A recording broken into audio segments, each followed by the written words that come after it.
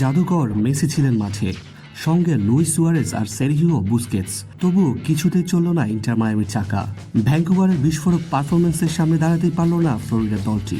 CONCACAF champions কাপের সেমিফাইনালের প্রথম লেগে 2-0 গোলে হেরে এখন টুর্নামেন্ট থেকে বিদায়ের সংখ্যায় মেসির মায়ামি।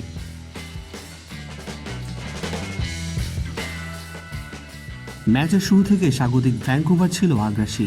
সপ্তম মিনিটেই তারা এগিয়ে যেতে পারত, তবে মায়ামির গোলরক্ষকের দক্ষতায় রক্ষা পায় দলটি।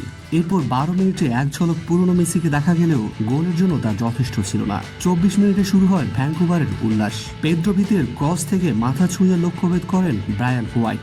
গোল খেয়ে যেন ঝাঁকুনি খায় মায়ামি। মেসি দূরপাল্লার শটের চেষ্টা করলেন, ফ্রি কিক নিলেন, বক্সে ঢুকলেন, কিন্তু তাতেও হলো না শেষ রক্ষা। প্রথমার্ধে মায়ামির দারুণ কিছু আক্রমণ প্রতিপক্ষের রক্ষণে আছড়ে পড়লেও কাঙ্ক্ষিত গোলটা আসেনি। দ্বিতীয়ার্ধে যেন আরও মরিয়া হয়ে ওঠে মায়ামি। একের পর এক আক্রমণেও রক্ষণের দেয়ালে ধাক্কা খেয়েছে মায়ামি। সব আশা গুড়িয়ে দিয়ে 85 মিনিটে দ্বিতীয় গোলটি করে ভ্যাঙ্কুভার। সেবাস্তিয়ান বেরহাল্টারের নিখুঁত ফিনিশিং মায়ামির জন্য শেষ পেরেক ঠুকে দেয়। এরপর মেসিরা চেষ্টা করেও ব্যবধান কমাতে পারেনি। তবে মায়ামির সামনে এখনো সুযোগ আছে। 1 মে নিজেদের ঘরের মাঠে চেজ স্টেডিয়ামে ফিরতি লেগে খেলবে তারা। কোয়ার্টার ফাইনালের মতো আবারও যদি ঘুরে দাঁড়াতে পারে, তাহলে মেসিদের কনকাকাফ স্বপ্ন বেঁচে থাকবে। তবে এবার তাদের সামনে 2 গোলের পাহাড় আর প্রতিপক্ষ ভ্যাঙ্কুভার।